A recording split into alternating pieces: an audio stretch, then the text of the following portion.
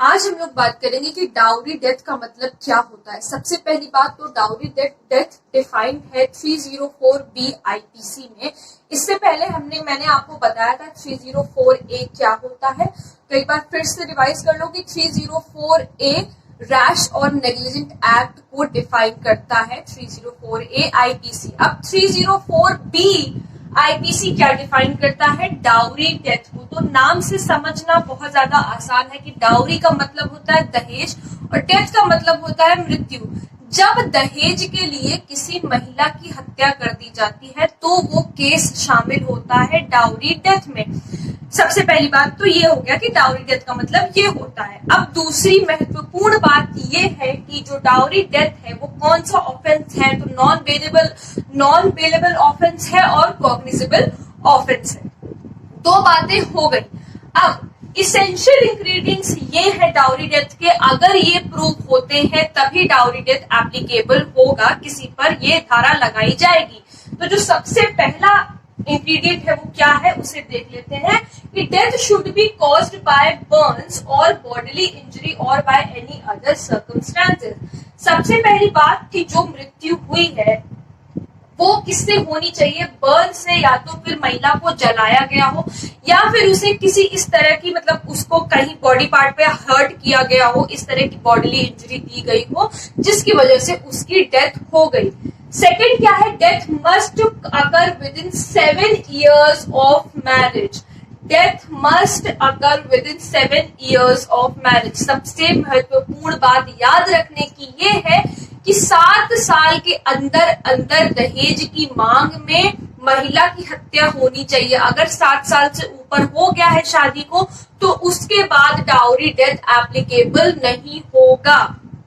फिर से मेरी बात को सुनिएगा कि 7 साल के अंदर अंदर महिला की हत्या डाउरी की वजह से, डाउरी की डिमांड की वजह से या उसके ससुराल वालों ने उसे पीड़ित किया है इस वजह से, डाउरी की वजह से होनी चाहिए। अगर 7 साल के ऊपर ऐसा कुछ होता है तो वो डाउरी डेथ में शामिल नहीं होगा।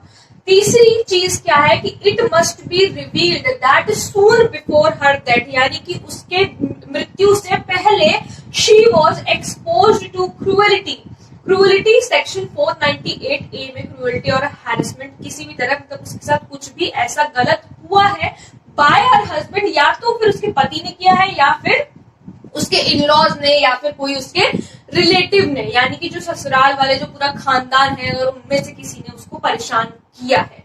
तो क्या अब 498A के बारे में मैं आपको आगे बताऊंगी, उसकी आप चिंता ना करें, उसके ऊपर एक अलग से फुली फ्लेजेड वीडियो मैं बनाऊंगी।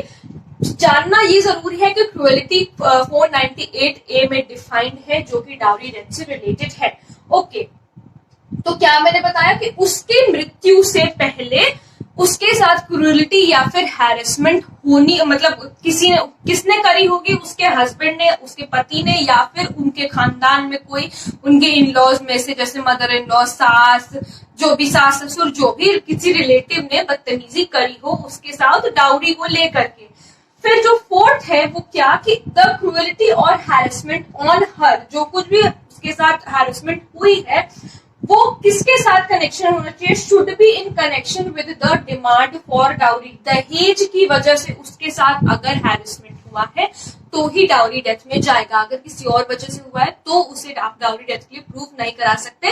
प्रूव कराना क्या जरूरी है कि डाउरी की वजह से महिला को पीड़ित किया गया है। सो यही 4 चीजें हैं जो कि याद रखने वाली है डाउरी डेथ में।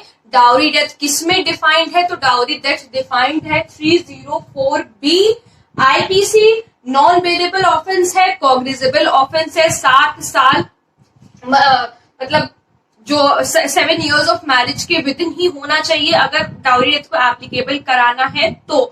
अब यहां से बात आती है कि पनिशमेंट क्या मिलती है डाउरी डेथ के लिए।